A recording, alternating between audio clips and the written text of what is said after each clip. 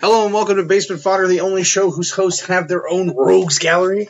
I'm Todd. I'm Dave. And do we exactly have a rogues gallery? Not really. We just have a long list of people that we hate. Oh, okay. I was like, yeah, if we hate them, they would probably do us harm if they had it. And well, some of them might try to do us harm.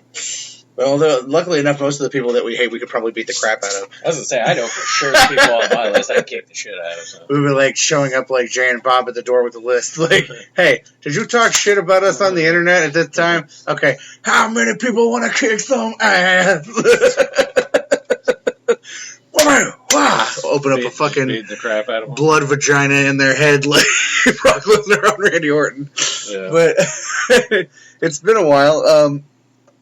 It's been a hectic couple of weeks getting things done here and there and getting the new laptop, which is, I think this is our first official show on the new laptop. Thank you all very much. Of course, we went through that on the last episode when we recorded with Mike, and we thanked everybody individually. But it's working out really nicely. I'm super happy with it.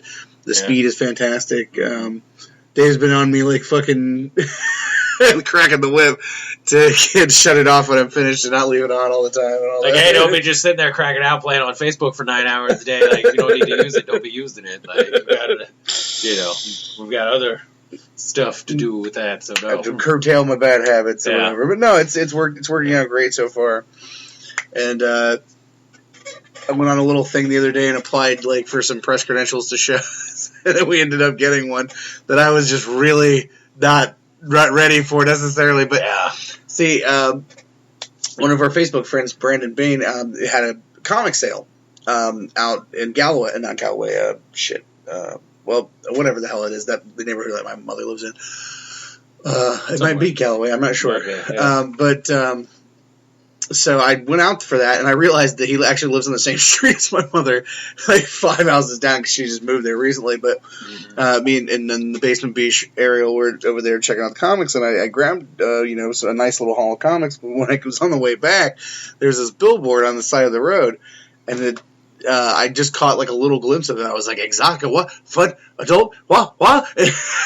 And so she, grabbed her phone and pulled up the website, and there's this really cool looking convention called Exotica with 3 X's here in Columbus. It's a porn con. It's kind of a porn con, yeah.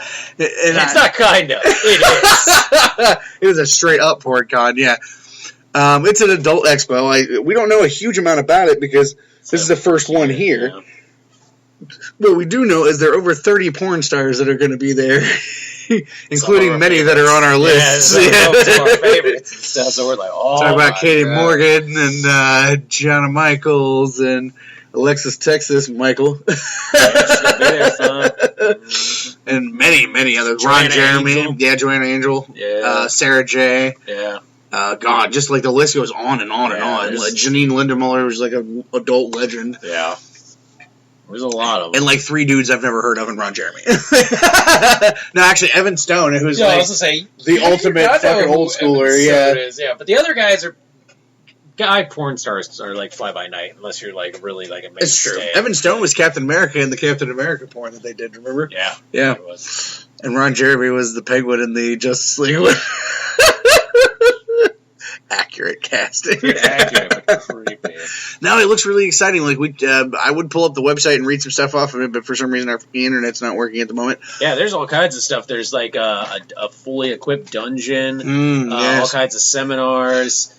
There's going to be Cirque to something. I can't remember. Aerial, circus thing. Drag king, drag queen. Yep. Burlesque. Yeah. A lot of stuff that kind of sounds a lot of fun. So it's there's going to be porn stars there and you can meet them and stuff, but there's going to be a lot of cool stuff there, a lot of shopping booths and stuff. I think they were going to do demonstrations. Yeah, totally. A lot of different stuff. So definitely, if you guys are in the area and want to check it out, or you wanted to go to something like Sexapalooza but didn't get a chance to, or something, because it only happens once a year. Yeah, Sexapalooza only happens once a year, and there's only 2 of those, one here and one in Canada. Yeah. This one, I think that there's one also in Dallas and one somewhere else too, but I can't remember. I'm trying to get the stupid internet in my phone. So if you guys definitely want to go check that out, and hopefully if it gets enough good business, they'll keep it here, and you guys be able to have like that and the other one to go visit. But we're gonna check it out this weekend.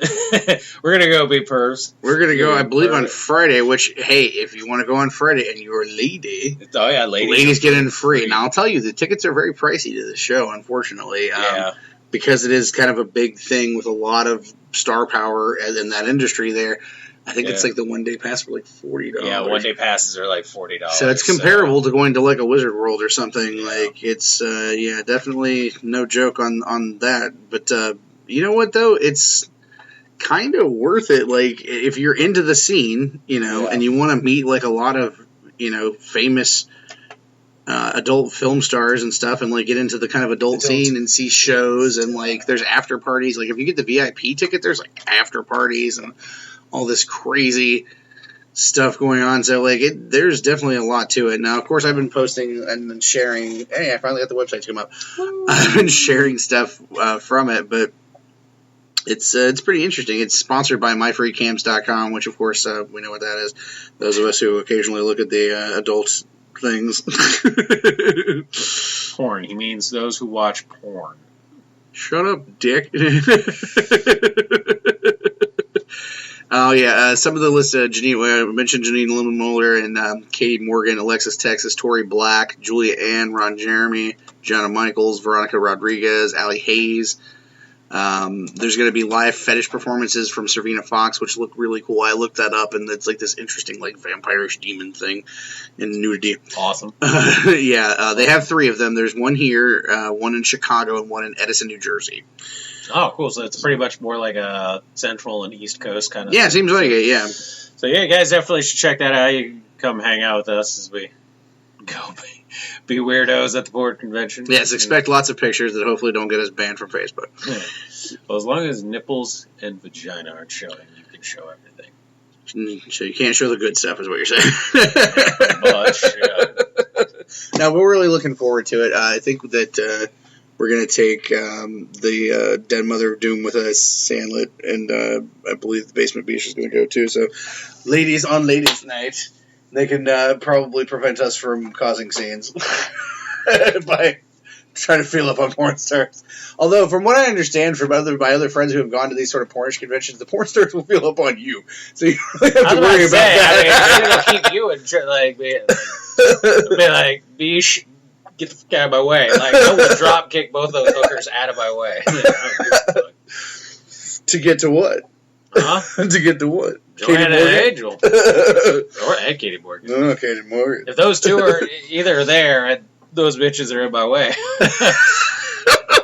I'll ask for apologies later, but they're going to get Sparta boot stomped out of the way. Sorry. Sparta! Don't get between a man and his favorite porn star. So that one's going to be a lot of fun, and I'm super looking forward to that. When speaking of... go ahead, I'm sorry. What's it say? And then the next day? Oh, yes, and then the next day, do not forget, we are going to be at the Jim and Dan Comic and Toy Show at the Hara Arena, the very last show ever in the Hara Arena. This is an historic place. I don't know how many amazing bands have played there over the years. And Wayne Gretzky played his very first professional hockey game ever there. Yeah.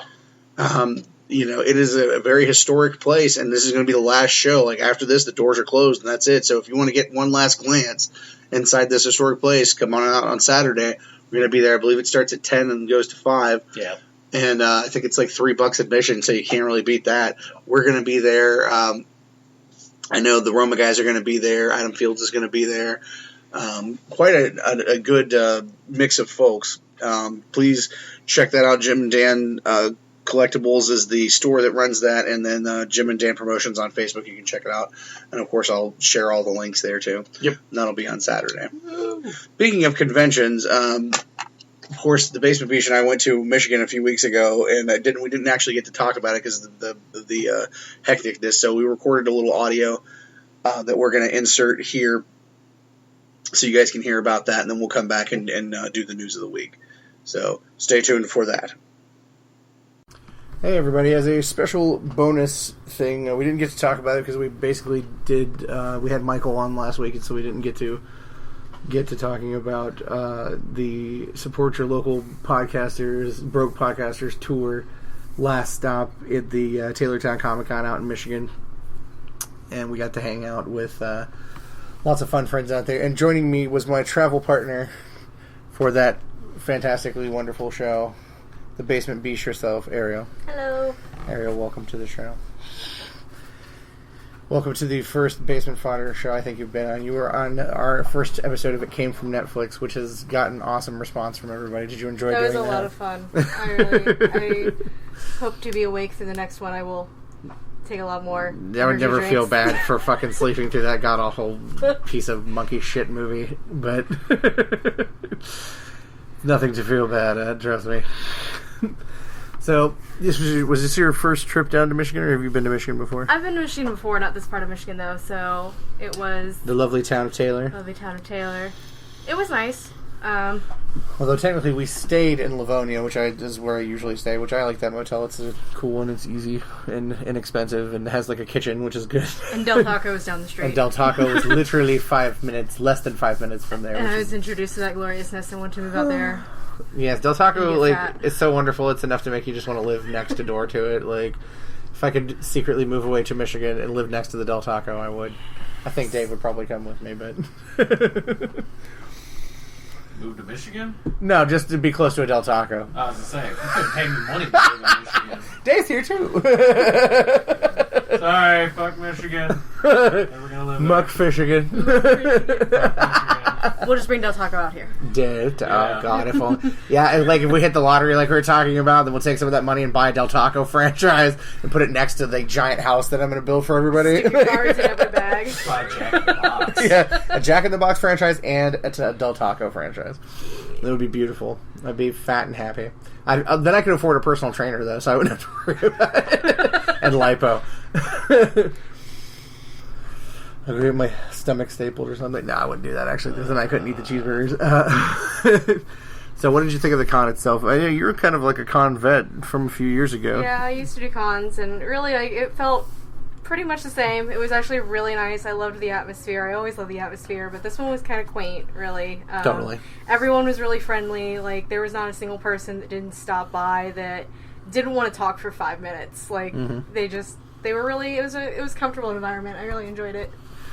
It was not as busy as the last one I did. The one of this time last year. Like, the one this time last year was, like, literally this time. It was, like, in the first, like, week or two of August. Because my Facebook keeps reminding me of it. My Cthulhu Puppet commercial came up on my memories, and I was like, yeah, it's Cthulhu Puppet. I forgot to do a commercial this time, but no, it was a lot of fun. Like, there's always, John does a good job of, like, organizing things and taking care of people, and I was so shocked, like, freaking first day, all of a sudden Jared comes up, he's like, hey, there's pizza over there. I'm like, wait, what? Yeah, John fed everybody, and, like, there was soda and pizza, and, like, he was, like, checking if we needed water or stuff like that, and, like, stopping by and giving us Wi-Fi, which the Wi-Fi sucked, unfortunately, but that's all good. Like, a lot of cons that we've done, like, they don't even have Wi-Fi, and if they do, it's, like, you know, ridiculous, like, you have to pay for it kind of shit, and I'm like, I'm good on that. But, no, it was really cool, like, we got in a really good spot, like, we were next to our friends from Pod Bros, Dave Patterson and John Brewski, and Heather from the Tinfoil Hat Show, Heather Miles, and then JR was kind of down in the corner from us, and then there was I'm trying to remember who was like right next to us. It was one of the artists. I think it might have been Robert Gora, but I'm not sure. But it was pretty cool. Like, we did the game, of course, and I took down some other stuff. I took down the Legacy Rising launch titles, and I did sell one of those and gave away a couple, you know, to a friend. And our friend Stephanie, of course, from the Waystation podcast, and the writer of the Psychopath comic, which I did a print review of not too long ago, was there also. And I always love hanging out with Stephanie, but she could only do Saturday. So it was cool to at least get to hang out and see her. And we were right across from the Source Point Press booth, which is always fun because I have so many buddies at Source Point. Travis and Josh and Dave Hayes was there. He was on the other side. Really cool. Dr. Greg Wright was there, one of my favorites, who does the Monstrous comics, and I love those. And of course, Casey Pierce was there, and Casey always makes me shy and bashful when she's around because she's like the most adorable girl ever. Well, close. She's in the top 5 of adorableness. I won't. Sweet. I'm not saying what the other 4 are, but she's in the top 5 of adorable for me. She's always super sweet, and she came over and played with us a bunch. And she rocked my mask a little better than I did. She rocked it hard. She was superheroing it up. It's pretty cool. She also had some super awesome jeans the second day. I was like, man, I don't want to look like I'm staring at your butt, but you totally have pistols on your butt. Best gun show. Super awesome gun show.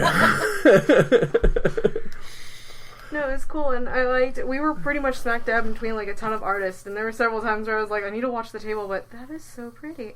What was that one artist that was kind of catty-cornered us that had all the cute, like, little octopus stuff? Crap, I can't remember, but it was like adorable, these like neat little, I don't know how to describe them. Steampunky kind of. Yeah, it was super cute. There was a lot of really cool artists there. Some great comics. Like I picked up a few comics. I actually didn't buy a whole lot, to be honest. No.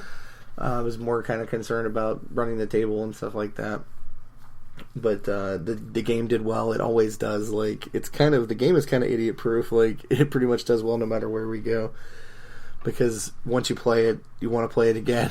Yeah. I had a couple people come back 3 or 4 times. Oh yeah. This time. Oh yeah. But that is kind of a side effect of it. It's like I was like teasing and saying like we're promoting childhood gambling. But it's not really gambling because you get a prize every time. So it's just like it's still gambling. That's like throwing dice for prizes. I guess it's still technically gambling. The Pokemon things that I brought went like the minute I set them down. The second, yeah, they were like crazy. They were these little tiny Pokemon, like PVC type Pokemon, and they went like so fucking quick. It was crazy how fast they went. I think JR did relatively well. He had a lot of interest at the table and stuff. And I have to say, John, like, I know John's probably going to listen to this at some point, but he looked great. Like, when I first met John, he had quite a potbelly going there. Like, and walking at all these shows, like, he showed me his phone that was tracking his steps, and he had walked something like 10 miles in one day. Like, just walking circles. I swear to God, I, like, half-waved at him one point, and he was just kind of like, okay, bye. He was talking about somebody who really, really putting his fucking heart into knows. this. Yeah, John puts his complete heart and soul to all these shows.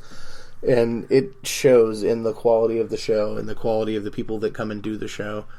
And, like, even though it's not, like, a high-volume show for us, I'm completely willing to go down for these shows because it's an excuse to go out there and see friends that I don't get to see very often, which is cool. And I like to be on the road and travel. It's a lot of fun. And it was cool to get to take a trip with a friend that I had not actually got to travel with before, so that was super cool. Thank God I was there, otherwise I'm pretty sure you would crash on the way home. Oh, man. We'll get to that. One of my favorite things is totally uncomic related, but they have, like, the show is in, like, this indoor flea market, and, like, the flea market part was in the middle, and they have these 2 big, like, exhibition hall type places that are adjacent on either side, and John was running both. One side had vendors, and one side had, like, crafts and us and comic guys. And, like, in the vestibule, there's, like, on the left side, there's a pizza place. And on the right side, there wasn't anything in there before the last time I went up there in November. Oh, no, it wasn't November. When Dave and I went the last time, I can't remember when that was. It was probably, like, March or something like that. But this time, there was a Froyo place there. And I had never experienced the Froyo bar before. And, oh, my God, it was beautiful. It was like you get, like, a cup, and there's, like, 2 sizes that you can get and just pay, like, the amount for the size, and then there's, like, you pay by ounce size, yeah. And I got the ounce one. Like, you went and got yours first, and then came back, and I'm like, yeah, this is happening. Like, and I think I got, like, watermelon sorbet and tangerine sorbet, I think, or orange, I can't remember which one. And, like, I had, like, Sour Patch Kids really on there, and they had these little beads, like, I don't know what you call them. They're like little pearls. I think they're called poppers or something like that, but they're like these little, they're flavored ones. I got a bunch of strawberry ones, but like they're kind of really soft, and then when you put them in your mouth, they like explode with juice, and it's so good. Yeah, I got like orange ones and strawberry ones, but they had like pomegranate and passion fruit and a bunch of other ones too. And then I had like Sour Patch Kids on there and some other like gummy worms or some shit like that because I'm a giant child. I got like a peanut butter chocolate mix. I love peanut butter and chocolate, so then I like loaded up a bunch of. It was like, I'm gonna make this healthy. I'm gonna load fruit on it and call it good. Yeah, I think mine was like $5 or something, maybe. Yeah, about. And it was so I think mine was good. $4.12, I think, because I got a little bit less because I was Just not feeling it that day. I enjoyed it so much that I wanted to go back and get more. Like, it was good though. It was really good. And I was pretty good. Like, of course, anytime I go up there, and you guys have listened to the shows before, usually I get to record with JR, but because of the computer bullshit, like, I didn't get to do that. But I did take the laptop with me, and Dave Patterson, who is an awesome IT guy, and please check out his show, Dave's Nerd Compendium, and check out his website, which I cannot remember the name of right now, but I think it's davethenerd.com. He does IT services too, like as freelance, but he's also an IT guy in general. And he was nice enough to look at the laptop of Doom and mess around with it. There's not much that could be done for it. Like it's on its last legs, but he did mess with it for me, and that was nice of him. And I have a gripe with those guys, though. I have to say, because they kind of like stole my gimmick. It's okay. We're still doing better. Yeah, this is very true. At the Pod Bros table, they were doing a dice game too, but they were using a D20, and they had very different, or D12, and they had very different kind of prizes than we did. But like, I was like, hey, they had some really neat prizes too, though. Like they had some good like Loot Crate stuff. It's okay. We gave each other money because like I was sharing the same dollar for the first 5 minutes. I think actually we came on top because I think Brewski played our game like 4 times and only played theirs twice. His adorable little kid just wanted to keep like throwing dice. Was so cute. They had two very adorable children. He rolled for a large prize, and all he wanted was like every little prize he could put in his little palm. Yeah, it was adorable. It was hilarious. I actually ended up getting a couple cool little Loot Crate things because of it. Like, well, I bought one from like Dave Patterson had that awesome replica Futurama Planet Express ship, and I bought that for $5 for Not Dave because she's like a huge Futurama fan. And Patterson actually gave me the Enterprise dedication plaque sticker thing. That's like the puffed out, super awesome sticker. Which it's in the package because I keep wanting to put it on something, but I'm like, I don't want to. You're saying you just get like those wood plaques. Yeah, I'm gonna have to. It was funny when we went to that sale earlier today. That guy had one too, and I thought about getting an extra one just for that reason because it was only $1. I was like, but I got that, and I got something. I'll get a Pod Bros cup, which I actually had one already, but I got another one. Never enough cups. Because I brought one back for Sandlet, and that was really cool. I love hanging out with those guys, and like you would think, like there's no rivalry between the podcast networks like whatsoever. Because of course we're Digital Nerdage proud, and Pod Bros, and like there was a time where we almost became a Pod Bros show too, but we ended up going with Digital Nerdage and going with Pat and those guys, and it was just cool. And there was never any animosity because of that. Like Dave and John have always been super supportive. They always share our links. We always have great conversation. I love talking to those guys. Like I can't say enough good stuff about Pod Bros guys. They're wonderful. There were Ghostbusters there, which like I didn't give a rat's ass until I found out that they had Ecto Cooler, and then I lost my shit and bought like a bunch of it from them. I actually did find it really neat because they had like every generation style. Like they had the original, they had Ghostbusters 2 style outfits. They had the girls. They actually had a set on Saturday. At one point, you ran off, and I was like kind of kept looking back. There's like 4 girls sitting there, like in the new outfits. I didn't see that. It was really neat. That's awesome. Yeah, I don't know if all of them were actually with them, but yeah, it was really neat to see them, and them playing with all their toys was a little distracting because they kept every 10 seconds hearing, woo! Calm down over there, seriously.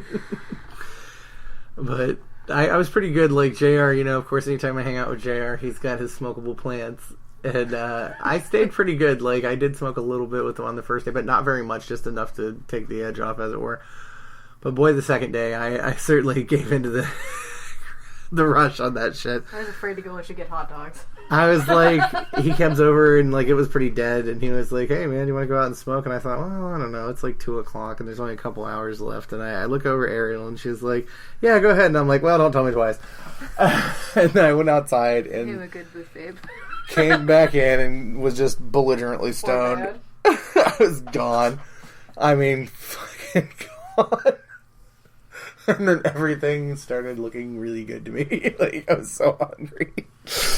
And I remember that they were selling, like, they had a cool little, like, food stand over that these nice ladies were running. And a lot of times when there's food stands at these things, like, they're ridiculously expensive. Like, at a certain show that we often do, I always get annoyed because I'll look at it and it'll be like $4 for a hot dog or some bullshit like that. And I'm like, fuck you, man. You not baseball. Yeah, you can stick that hot dog up your ass, like, for $4.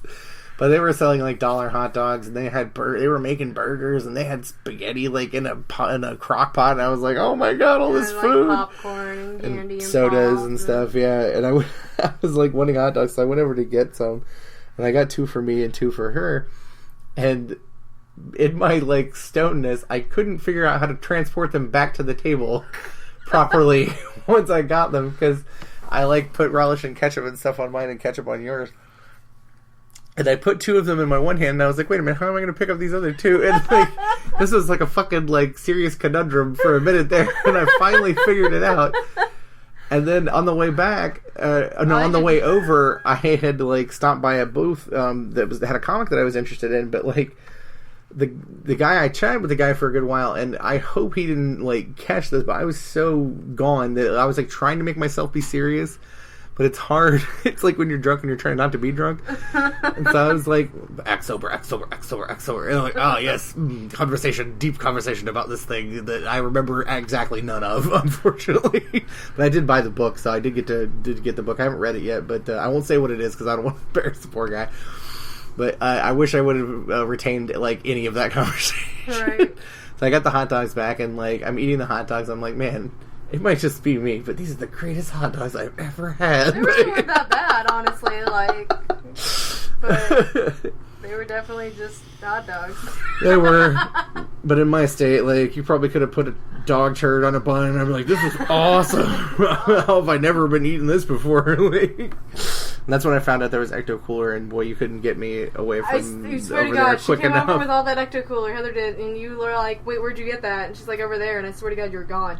Yeah, I was like, is there more? Twice. Because I would mug you right now. They were selling pretty cheap. It was like 50 cents for a pouch, like, and I think the guy sold me like an 8-pack of it for $2. I was like, you are my new friend. Like, Meyer had them on sale, but I didn't end up getting them. They're already gone. All they did when Dave and I went shopping, I totally bought like 6 of those 8-packs. They were like $2.50. It wasn't horrible, yeah. But yeah, I was just gone for the last couple of hours, and then a short person walked by. It was I don't even know what's the politically correct term for this. Like, I don't want to. I apologize, midget. Like, I don't know what else the term is. Like, I guess like vertically challenged. I don't know. Little people, I think, is a thing too. So a little person walked by with his kids, I assume. And I wasn't looking. You didn't see them, and then I thought, like, for a while, perhaps it was an optical illusion. And so I was like, I must have verified with everyone in the vicinity. JR, did you see that little person walk by? Am I imagining this? Oh my god, how still? What was in that weed? What was in that weed? Did you lace that shit? What the hell was in there? Like, I was losing my fucking mind. But no, it was real. It totally was real. There was. I didn't see it, but there was enough people that finally confirmed it. And then JR received a new nickname at the end of the show because I was trying to find him before we left because we loaded up everything and we were ready to go, and like the stone was pretty much worn off by then for the most part. And I was trying to find him to say goodbye, and I'm like, where the fuck is he at? And I renamed him JR and the Blantones, which is I'm going to say it's his new 50s doo-wop band. Hey everybody, tune in for the new single from JR and the Blantones. I'd listen. This was a much funnier nickname when I was still high. Everything you said was funny, mostly because you couldn't stop laughing about everything you said. I am a giggly bastard when I get under the influence. I asked you like 10 times if you were okay to drive, and you're like, yeah, no, yeah. It's like, alright, I'll let you drive. I drove exactly 5 miles to Del Taco, and it was like, I don't know, like, let's sit down and eat for a minute or something, because I'm going to die. I think did we have Del Taco 3 times or 2 times? 2.5. 2.5 times. We got a bunch the first time, and we took it back to the hotel. And then you're like in the middle of the night waking up, like, come on, more tacos. Yeah, you're lucky you had your own bed because you would have been terrible if you'd had to sleep next to me after Del Taco. But David texted me and was like, hey man, bring me back some of that sweet Del Taco. And I'm like, it's going to be 3 hours old by the time I get home. And he's like, I don't give a fuck. I remember the next morning, I was making fun of you because you were like harassing me the whole time. You're like, I'm going to bring him back 3 hour old. I'm like, you ate like 6 hour old Del Taco. Shut up. And I also ate, like, I bought a bunch of extra. They had these, like, $1 roll-up things that were epic. They were amazing. There was like a Chipotle one and like a chicken bacon ranch that one. One was great. And I got some of them to take home, and I brought him like 3 in a bean burrito or something, and I got myself a bunch of them too. And I was still eating those things the next morning. I had like finished off the last 2 of them, and it was still good. I didn't give a fuck. It was Del Taco happiness. I went to Taco Bell like a couple days ago. It's bullshit. I ate it. I was like, this is crap. It's fucking crap. I hate this. And roll-ups are crap. Del Taco dude. will ruin Taco Bell for you. It will. Because it's so good and it's so awesome. And Del Taco is better than Taco Bell for a lot of reasons, I'll tell you. But one of them is like, they have fries, which is weird. You're like, I don't want fries with my taco. But I'm telling you, those crinkle fries are the shit. And I got these things that were like, it was like carne asada fries. And it had like gorgeous like carne asada meat all over it, and like I don't even like guacamole, but it did not bother me. It had like guac and sour cream and like cheese and all that, and it was fucking epic. Totally awesome. And they also have burgers there, which is a weird thing too, but I assume they're good. I've never had one. The other thing though is like the overall taste is a million times better. Yeah, and the price is about exactly the same, really, or cheaper. I'm pretty sure that like Taco Bell is like now microwave burritos to me, because like it kind of is. I feel like the Taco Bell would like die a death here if there was Del Taco, because I can't imagine anybody wanting to go to Taco Bell after going there. Great, especially since it's 24 hours. Yes, which makes it even more fucking awesome. So yeah, it's totally worth it. So I enjoyed the show quite a bit. We did pretty good over the 2 days. It was fun. It was more than enough to pay for the expense of going down and all that in the hotel and everything. So that was super awesome. And everybody did good. Everybody had a good time, and it was good to see all of our Michigan friends. And I really, really enjoyed it. And I will go back for the next Taylortown show if I get the chance to. So, if you invite me, I would love to go back. I enjoyed absolutely. Meeting everyone, and the show was really. I mean, it was a lot of fun. Dave Patterson was a fan of yours. But, oh Jesus! Can't take a pretty girl and put her at your table if Patterson's there in his George R.R. Martin cosplay. Dave's gonna kill me for this, seriously, but sorry, Dave. I'm sorry. George R.R. Martin is just not who my fantasy is. He was like, I look like a young Jewish George R.R. Martin. I'm like, man, that's really accurate. I don't know how much tail that's gonna score you, but you certainly look like a young Jewish George R.R. Martin. You really did. You pulled it off well. I still think you need that shirt, though, with just, like, a tally mark and just, like, barely visible, so that when someone's like, what's that shirt? It's like, all your characters. Yeah, all the characters you're like, I fucking killed all of them. All. He was cool, though. He was a lot of fun to hang out with. It was... JR seemed to be quite enamored of you, too, but not in a, hitting on sort of way. He kept coming hang out with me. He felt bad every time there was, like, a group of people. I'm like, do you realize they keep coming over when you're over here? Stay with me. Talk to me. I'm lonely. I'm sure you can verify JR is about the sweetest guy on earth. Oh, he is so sweet. He's super sweet and love him to death. And I give a big thanks to him for sending me home with some books to take to our next show. And big, huge thanks to Travis McIntyre for the same thing. I love Travis. I love SourcePoint Press. Like, everything they do, I'm a huge fan of. I probably own, like, 90% of what they've published. I got to talk to Josh Lerner a little bit about his classic pulp comics Kickstarter, which we've been pushing a lot on the show, and I love that. And congratulations to them, because it got fully funded. I'm super fucking jazzed about that, because it's a really awesome and worthwhile thing that they're doing, taking our comic history and cleaning it up and republishing it, and so people can actually read all this great classic pulp stuff from the 30s, which is, it's like I said, comic history. It's awesome. I was sitting there reading a couple of the Legacy Rising stuff a few times. It was good. The Legacy Rising stuff is awesome. And we, did get. I actually got to sign a book. Like I think it was Aaron. I think Aaron Pierce is the one who bought it, and I got to autograph right where my picture was in the back. I was like, oh yeah, that's right. I'm in the book. Technically, I'm not part of the story or anything, but I'm in the book. That's all that matters. That was really cool. That was super awesome. And just as an addendum, like, because we just did this today, and I want to get it out of my mind fresh. Brandon Bean was having a comic sale, and I didn't get to go to it the first time because we were out of town for a con. But I did get to go today. I think he had it yesterday and was not going to have it today, but then changed his mind and had it today. And it was just kind of like a little thing out of his garage, but he has so many freaking comics, like huge collection of comics, and I got out the door with awesome stack of comics and a cool D20 ice cube maker thing that I'm like super fucking jazzed about. And it was really nice to meet him. I got to meet him, and I got to meet Josh Deeds on the way in, which was really cool. It's always good to get to actually meet listeners in person and get to talk to them, so I'm always super happy about that. But that was really cool, too. And I'll talk a little bit more about that when we record the bulk of the show. But we're recording this separately now because it's right before gaming time. And I wanted to get it in before I forget. And I know we're a little bit late on the Michigan report. But like I said, other stuff got in the way, unfortunately. So glad to do it now. But your final thoughts on Taylortown, young lady? It was great. I'd love to do it again. I hope that he has it again. I mean, it was it was a really fun show. And I know you said it wasn't that big, but it was still nice. Yeah. There was still a good number of people. And overall, I loved it. Yeah, everything but Crazy Mark. Anyway, I try to ignore that part. Listen to any other Taylortown recap show if you want to think about my opinion about Crazy Mark. I think at least three chair references were brought up. Steel chair, two head. Steel chair, repeatedly.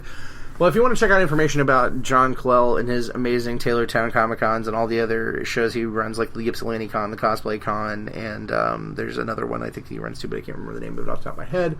You can go to yourcomiccon.com for more information on that, and we'll be back to the show in just a moment with more chicanery und buffoonery. All right, we're back after that awesome Michigan talk. Are you sad you missed that trip, sir? Fuck no. Ah, come on. Don't you miss our Michigan peeps? I think you have me misunderstood with somebody else. JR will be very disappointed. I mean, I love them and stuff, but not enough to be like, I missed a Michigan trip. No, because it's Michigan. What is this hatred you have of Michigan? You don't even care about OSU. Usually the Ohio people that hate Michigan are all like, insane rabid Buckeye fans. You don't give a shit about Buckeyes. I don't like Michigan because I've been there. It's not what the football team is. I could give a fuck less about football team. I hate that state because that state sucks ass. The views and opinions of Dave do not necessarily represent the entire show. I love Michigan. They represent half the show, and this half hates Michigan because it sucks. I love it. No, he likes people in it. He doesn't like the state itself. That's true. I don't care. Like, I've only been in the part of Michigan that I go to for these shows. Yeah, I've been in a bunch of parts of Michigan, and every part of it sucks. Yeah. I've never been in anything else but, like, Taylor and the surrounding area. Yep, Taylor, Detroit. I've never been to Detroit. Places. Yeah. I heard it looks like a post-apocalyptic wasteland. It does. Yeah, it does. I'm kind of I've want to there. see that. No, I partied there. It's not a great place. It kind of sucks. I wouldn't want to park my car there, but I wouldn't mind seeing this post-apocalyptic wasteland. Wouldn't want to be high as fuck and walking around the warehouse district. Well, I'm high as fuck every time I go to Michigan. Thanks to JR. Now I'm high I was and not doing what I was doing. So, I have to tell this quick little story. Like, okay, JR, he gave me this pill. It's a cannabis oil pill. And I haven't taken it, obviously, but I put it in the bottle with my diabetic medication so it wouldn't get lost. And so I was sitting down here chatting with somebody the other night. I can't remember who it was. Tara. Oh, yeah, our friend Tara. And I pulled a pill out and sat it down. I didn't look. I just pulled whatever and then sat it down, and it rolled off the table. And she was like, oh, it fell on the floor. And so I turned the flashlight app of my phone on, and I'm looking around, and I don't see it because I'm looking for a big, fat, white horse pill because that's what those fucking diabetic pills are. Yeah. And they stink like fish for some fucking reason. So I'm looking, and I don't see anything. And she's like, oh, there it is right there. And I look down, and it's that fucking cannabis oil pill. So almost popped that sucker. And I was like, oh, thank God I didn't accidentally take that motherfucker because I would have been done for 12 hours. What happened? Wow. So dodged a bullet on that shit. All right, so it's been a while, so there's been a buildup of news, hasn't there? Oh, yeah, some of it. Build-up-ish of news? Build-up-ish and stuff. Build-up-ish? There's all kinds of stuff. There's still talks of, Suicide Squad. It's still doing really well. Yeah. What else was there? There's been a mixed review on that whole food film. The sausage party, bro. Yeah, I've had a lot of people tell me. Hey, it looks like the internet's back. Yeah, I've had a lot of people tell me they didn't like it, so... didn't Vicky say she went to that? Yeah, she said it was. She said it sucked. So. Well, you know what? It's done relatively well. Yeah. As it goes. But Suicide Squad has maintained this was number one again this week. Yeah. I think that's 3 weeks in a row. Yep, it's 3 weeks in a row. Yeah, and go away thing. Yeah, right now they're sitting at still at number 1. This weekend they did $20.9 million. The domestic is up to $162.4 million in 3 weeks. That's pretty fucking awesome. Yeah, 262. It's good. I was kind of hoping that the Kubo movie would do a little better. It looks very interesting. I don't know if you guys have heard about Kubo and the Two Strings. It's a very interesting, like, stop motion sort of animation. It looked really, really cool, and it did a number 4 at $12.6 million, which is not horrible, but it's not great for a children's movie. Yeah, but for those movies, that's actually kind of on par, because if you look at, like, Box Trolls and, like, Paranorman and stuff, they all, kind of... I definitely want to see it for sure. Pete's Dragon, to no shock, has not done well, because I didn't give a fuck about that, and the dragon looked like a weird fucking grass-covered dog. Yeah. And Ben-Hur, what a giant shock this is, flopped, because it had zero promotion and no one was in it, except for Morgan Freeman. And I read actually some article where people were ranting about, like, the fact that people didn't, go and see it because there's no stars in it or whatever. And they were like, well, they were trying to cast accurately for, nationality and stuff. And I was like, hey, I applaud that. You still have to put someone in it. You got to find someone that is some sort of name or something, or promote the shit out of it. And they've done neither one of those things. They really didn't do too much. And again, it's a movie that no one wanted remade. Yeah, it's like, we didn't ask for this movie. It's on that list of, like, it's like remaking It's a Wonderful Life or something. Like, you just don't fucking remake certain things, Yeah. So, there's been a lot of talk with Marvel stuff, too. The whole... No longer is it Infinity War 1 and Infinity War 2. It's now the first one's Infinity War, and the second, like the fourth Avengers movie will be some other movie, but it's like a standalone on its own. So I am kind of worried about that, because the amount of characters they're talking about that are supposed to be in Infinity War, I'm like...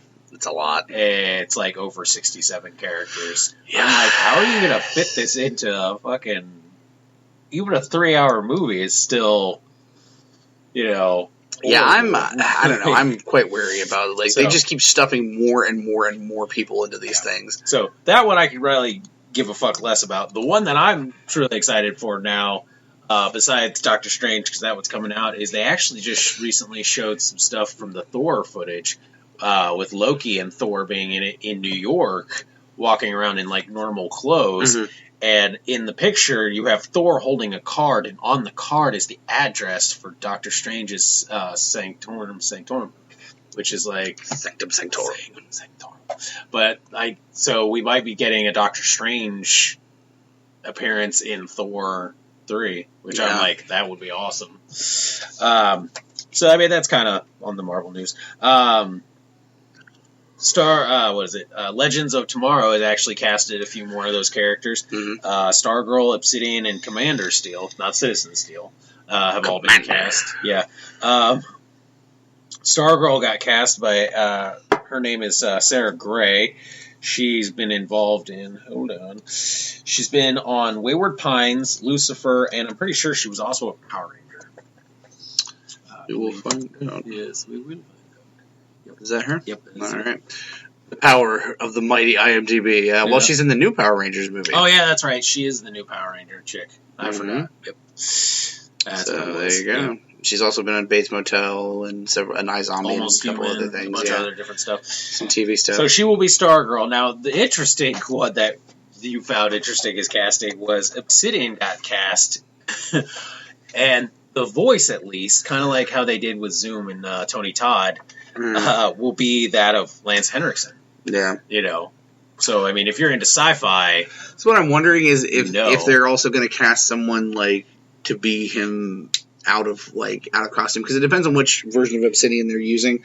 Because if they're using the version where he's never quite human, then they don't have to worry about that. Like, he'll probably just be, like, a suit thing or, like, a digital thing. But if not, then, because he is a person, too. Mm-hmm.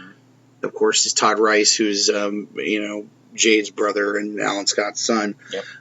But they didn't grow up with him and stuff. But, yeah, it's interesting. Like, he's great voice casting because his voice is very iconic and deep. And, like, Obsidian is a very interesting character. His powers have to do with night and darkness. And, yeah. So it's very interesting.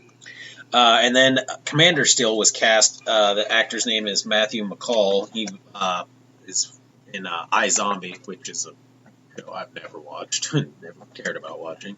But from what I hear, he is it's Caull. I just pulled up iZombie instead. Pulled up the iZombie. Okay. Matthew McStevens and Stevie Steverton. All these motherfuckers. Apparently that wasn't helpful. Yeah. Well, anyway. Yeah. But he's from that show. He'll be playing Commander Steel, which they had already casted Nick Zano as the guy who would be Citizen Steel. Citizen Steel. Yeah. So they're really going full with this, the JSA thing and the Legion of Doom. It should be quite interesting. What is it now? Yeah. Now I'm also, not familiar with that guy. We're getting Miss Martian on season I've heard 2 this. of Supergirl, but it's not the Young Justice Miss Martian. So, it's at least she's not that character. Yeah, she's Miss Martian, but not the Young Justice version. But speaking of Young Justice, a lot of shows have recently been coming out on as far as like things like Hulu, Netflix, even the CW Seed.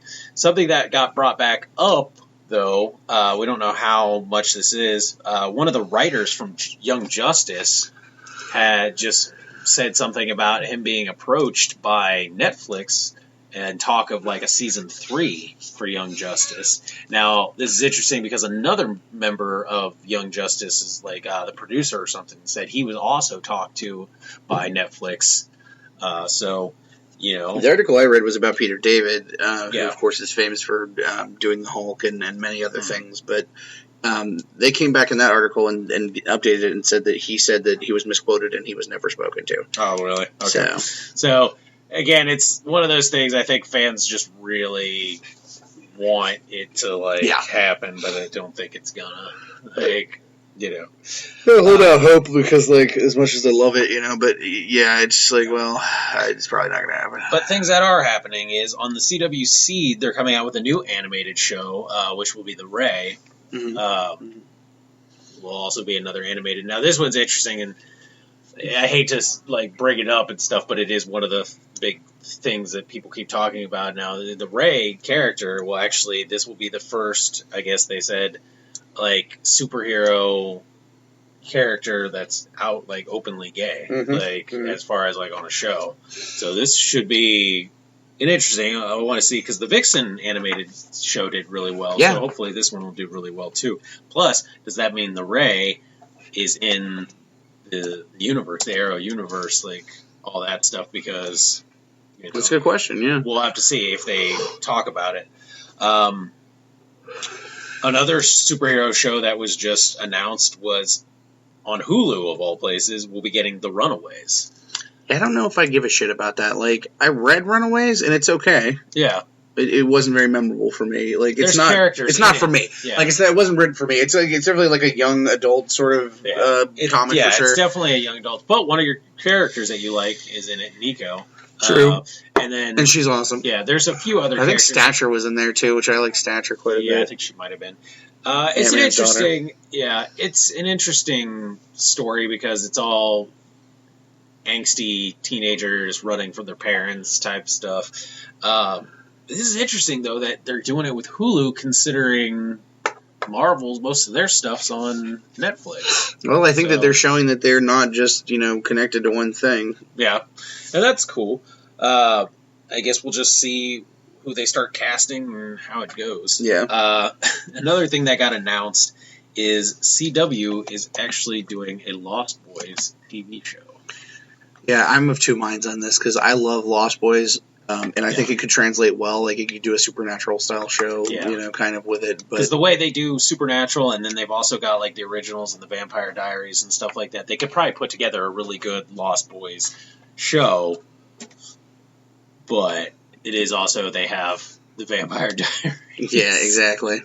It's just it's a double-edged sword as to what it could be.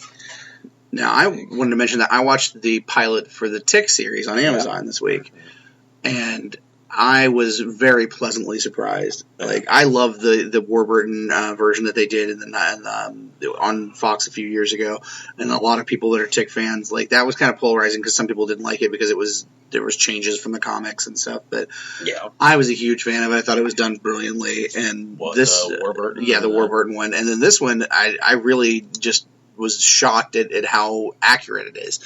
Like, you know, a lot of people were like, "Oh, I don't like this costume" when the costume image came out. But honestly, you know, it is a decent translation. Pretty much the realest translation. Yeah, it looks like he actually has a mask, you know, and then his face isn't all open like Warburton's was. Like, yeah, I think that was one thing that kind of threw me off about the Warburton. But you have to treat the Warburton one like it's its own thing, separate. The guy who they got to play the Tick, I'm a huge fan of. Of course, you guys would recognize it's Peter. Well, I don't know, it's Serafinowicz. You'd recognize him from Shaun of the Dead, and I think he's in almost all those Simon Pegg and Nick Frost movies. But he was also in like the one with Vince Vaughn, the Retreat one, Couples Retreat. Yeah, he played. Horrible. He was the guy who did the guitar stuff in there. He's a really good actor, and he's sizable. He's a sizable guy. He gets the voice, like they do a lot of the voiceover narration sort of stuff with him. He gets like the goofiness, but playing it with a straight face, which is very important because it's very goofy, but you have to kind of play it with a straight face. Being a British actor, I think he gets kind of that sort of a thing. He was in Guardians. He's in Guardians of the Galaxy. What a bunch of a-holes. Yeah. He's done time on Doctor Who. He was one of the voices on Axe Cop. He's been on Parks and Recreation, which people love and I don't.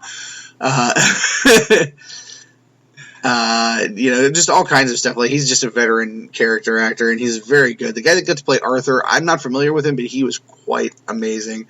He is exactly what I would have thought of when I would have thought of Arthur. Yeah. Like, he's just got that thing.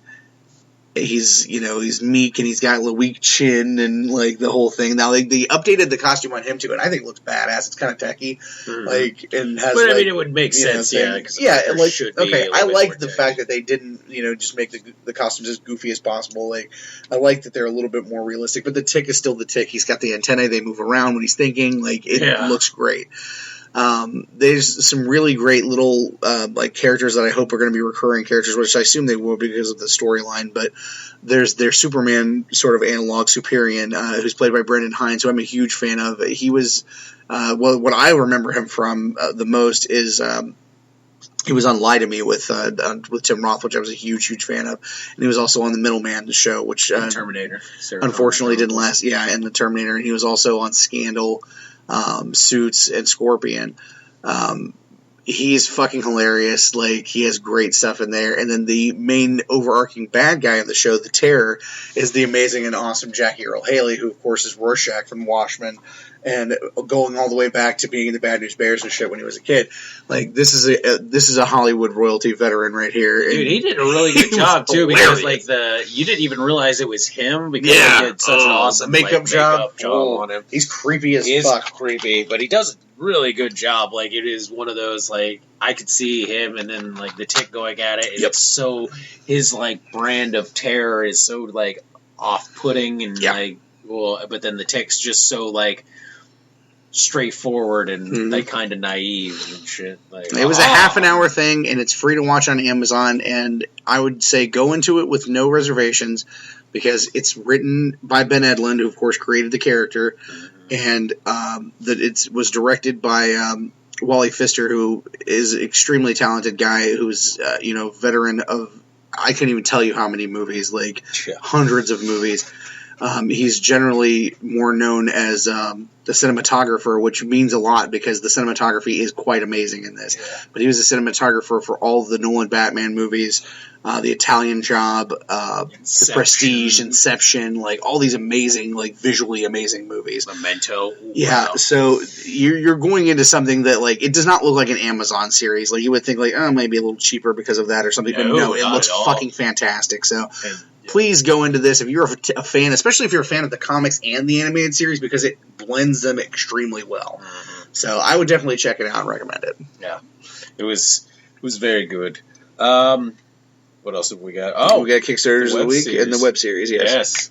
So all of you Hotshot verse fans and stuff, Mike just put out the first web series for the Hotshot verse, and this was interestingly done because it was like one web series that tied together a bunch of other like stories, and the way he went about it in the web series was really unique and like a good way to do it as far as like a news caster. Mm-hmm. Like, hey, this is, the 6 o'clock news and here's what's going on. Right.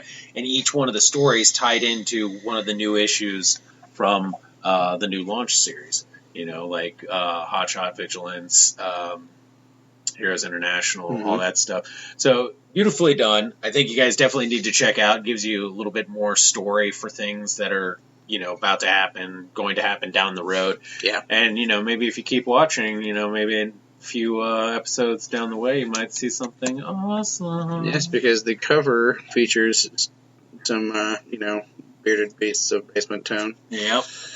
So, yeah, love the cover of it. It looks awesome. If you go to the Legacy Rising Publications Facebook page, or if you go to their website, or you can check out their Twitter, any of those places, you can find a link to it. There's a lot of backstory of stuff that's going into this because it's going to be dealing, in some respects, with the Zero event, which is kind of the thing that created the Hotshot verse. So, if you're, a longtime reader of the stuff, or if you want to get in on it and check it out, to start with, this is a good way to do so. Again, there's the Facebook page, Legacy Rising Publications, and then also LegacyRising.com.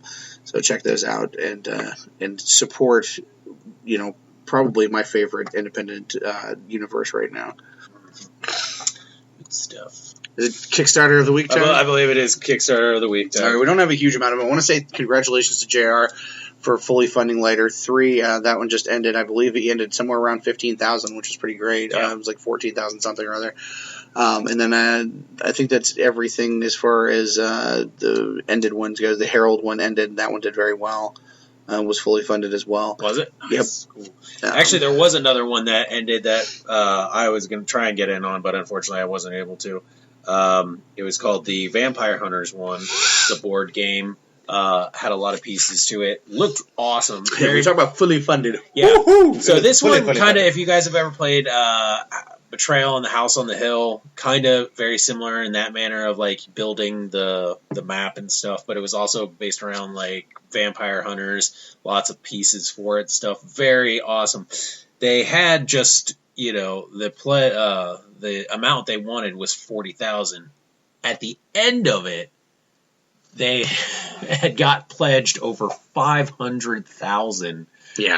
So people really fucking want this game. Yeah, they really want it and stuff like that. And there's all kinds of amazing cool stuff coming out of it. So, like, if you guys are ever on Kickstarter, look up the Vampire Hunters game and stuff. Mm-hmm. There may be a chance to even still kind of get in on that if you guys are into, like, extravagant board games and, really cool White Wolfish type Vampire Hunter stuff.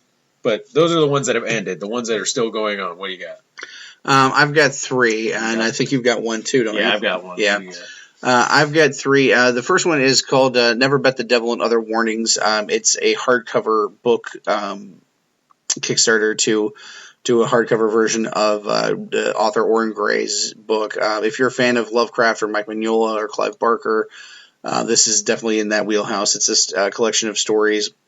The guy has also written other books like Painted Monsters and Other Strange Beasts and Mutant Genesis. So it was a very popular book, and now they're doing this big, beautiful hardcover edition that's absolutely gorgeous. You can see the pictures. They're just absolutely it's awesome. A beautiful, beautiful looking book. A lot of black, white shaded artwork. Which I feel like that medium right there. Less color to no color is a really good thing. I agree. They're at 43% right now, $4,088 with 22 days to go, so they're doing very well. Yeah. So please check that one out. That's Never Bet the Devil and Other Warnings. Yes. I also have Asgard Chapter 1. This is an interesting... I was kind of just going through Kickstarter looking for independent comics, and this one caught my eye. Our friends Bob Sally and Brian Hawkins were backers of it. Mm-hmm. And I got a chance to look at it. And how they describe it is it's a mix of theology, mythology, and science telling the story of human design and creation of the universe. And I was just really struck by the subject matter and the artwork. Artwork is just really absolutely striking beautiful. And really interesting designs for everything. It's wow! I just can't even tell you. Yeah, the artwork looks really good. Definitely definitely good stuff. They are doing very, very well. Yeah, they're doing extremely well so far. They're only looking for 3,500, and right now they're at 38.64, so they've already fully funded. Yep. 22 days to go with 82 backers, so this is definitely something that is going. So if you're interested in getting on something that you know for sure is going to go, yeah, it was Ben Jones is the one who created it, and it's also let's see. Gregory Price is doing colors. Ben is the writer, creator, penciler, and inker for the book, so he's a one-man band. Yeah. And it really looks quite amazing. There's pledge levels as low as $1 and $5 will get you a PDF of the book. So there you go. And for $10, you can get a signed and delivered copy of the first issue. So this is not an expensive one to get in on, and it just really looks quite amazing, I have to say. Yeah. Like, I am definitely very interested and probably will be contributing to it. And then the third one that I had was called Artemis Rising. Right now it's got 24 days to go. They're looking for 3,000, and it's at $490. This one is kind of a very personal, deep-looking story with some kind of dangerous subject matter. It's about sexual violence and rape and juxtaposition with like Greco-Roman mythology and rape culture. And it is, I believe, like a superhero story that kind of comes from a hero created out of, sexual violence. And like, basically, what would you do if something like this happened to your family, to like your sister or something? Like, what would you do? What person would you become? And that's the thing. Like, when you're a hero out there saving people you don't know, it's one thing. But when they always do those stories where something hits really close to home, you get to see what kind of hero a person really is. Because, does that anger change you? Does that, desire for vengeance as opposed to justice kind of, morph who you thought you were? The pledges on this one started at a $10 level, and you get, the actual print copy of it just from the very first one, and pre-sale copy of the black and white ebook version, and also custom stickers. So, there's a lot of levels, and there's T-shirts that you can get, all kinds of cool stuff like that. It looks really interesting. It's a very, kind of taboo subject matter, which is interesting, and it's something that's worth checking out at least. I'll very likely be getting in on it myself. Mm-hmm. And I think you had one too? Yep. The one for me is, most of you guys have probably heard me talk about it before. The Mythica, which to date is the most successful sci-fi fantasy film they've ever done on Kickstarter. The entire franchise, which is 5 films, they were all fully funded. They are now doing what they have as the Mythica VR, because a lot of these, like the Oculus Rift and, what was it, the Google Cardboard one you can do with your phone. Yeah. A lot of these things are all coming out now. Well, Mythica decided they wanted to do, get in on this too and have, their own style. So this is actually compatible with both the Oculus Rift, whichever the other VR one is, and the, I think it's the Google Cardboard one that works for your phone. They are actually building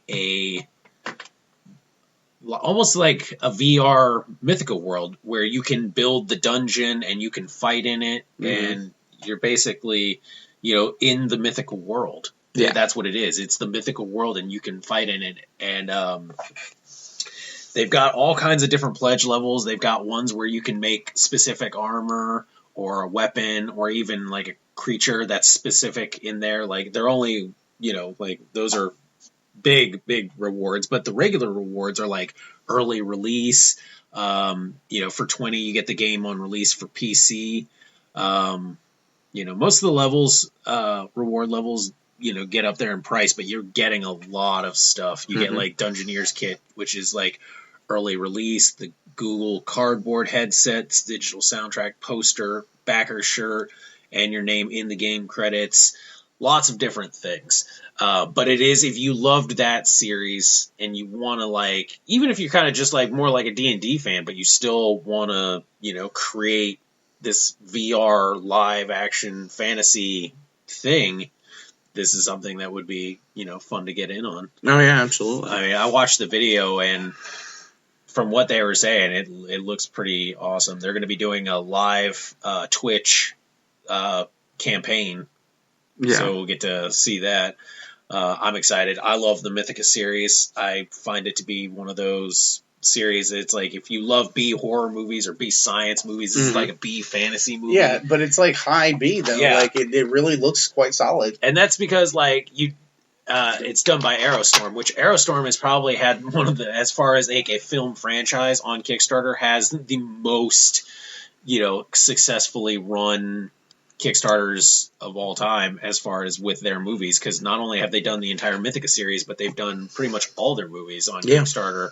And they're the ones that do a lot of the practical orcs, elves, all kinds of stuff. So they do produce really good stuff. They're, guys that love tabletop gaming and want to like advance tabletop into that next world. Absolutely. And they think VR is where it's going. I mean, that is where a lot of video gaming is going right now. And I've watched it and stuff, and like it is like watching the people with the Oculus Rift and the grips and stuff like that, like doing the thing where you got to do the bow motions or the swinging the sword and everything like that. Like it's pretty cool. It's going to that like, oh yeah, that moment where you're just gonna like, my two worlds collide, LARPing and like tabletop. This is like my fusion that I'm just gonna be like, yes. Then they've never left the house again. Not at all. So right now they got 28 days to go. They are looking to raise 80,000. Right now they're at almost 10,000, so that's actually pretty good. Not too bad. Yeah. So if you guys want to check it out, it's the Mythica VR.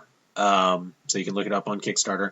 But it might be a little bit pricier than a lot of stuff on Kickstarter, but remember it is a actual VR game. Yeah. So that's it for me. Well, I believe that's everything as far as news and all that stuff goes. Yeah, we've done that. So I think it might be shilling time. All right, Dance Monkey. Oh, well, if you like what you heard this week on the Basement Fodder podcast, you can, of course, find us at our network home of digitalnerdage.com and on Facebook, Twitter, Instagram, and not Tumblr. At Basement Fodder. You can find us on Facebook at Basement Fodder Podcast, the Todd Files, Todd of Basement Fodder, Dave of Basement Fodder, the Den Mother of Doom, the original Basement Babe, all those places you can find us on there. And of course, if you're if you're in the market for a custom action figure, you can find me at Titan Trap Custom on Facebook and at Titan Trap Custom on Twitter. Again, please come and check us out at the Jim and Dan show this weekend, Saturday, 10 a.m. to 5 p.m., I believe, at the Hara Arena Complex out in Dayton. If you need more information, go check out our Facebook, or you can check out Jim and Dan Collectibles on Facebook as well. Or come to the Expo. Yeah. Exotica. Yeah. Exotica XXX. Yes.